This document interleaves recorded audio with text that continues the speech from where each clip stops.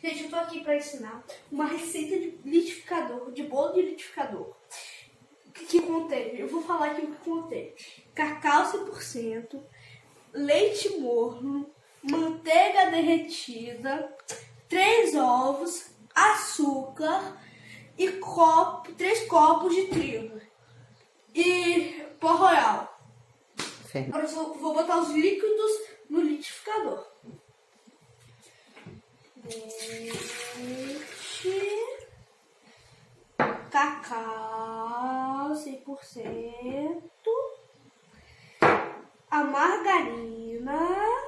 Calma aí, não terminei aqui o cacau, vamos jogar mais um pouquinho, tem que jogar até acabar. Aí, gente, agora a margarina derretida, isso.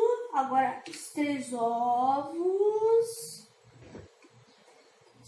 o açúcar. Processar isso, moça. Agora a gente vai processar esses ingredientes. Já processamos os ingredientes, aí ficou homogêneo. Agora a gente vai jogar aqui dentro, preparar, bater, pra a gente jogar na forma e fazer o bolo. A gente já bateu, já jogamos aqui dentro. Aí vai jogar o trigo, os 3 copos de trigo. Aí a gente vai batendo até ficar legalzinho, ficar no ponto. Aí a gente do bolo, pra formar o bolo.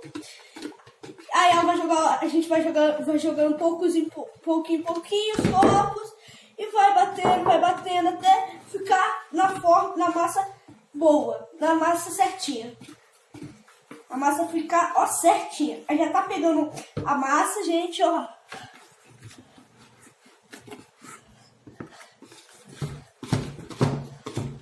Aí a gente vai jogar o 3º copo de trigo.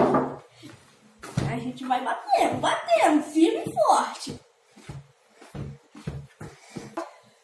Agora a gente aqui jogou meio copo de água com 2 colheres de fermento. E a gente vai continuar mexendo. Aí a gente vai mexer. O bolo já tá ficando pronto. A gente está batendo, ó. Aí a gente vai jogar o bolo, a massa na forma. E aí a gente mostra o resultado final para jogou a massa na forma. Agora a gente vai botar no forno a 180 graus. Beleza?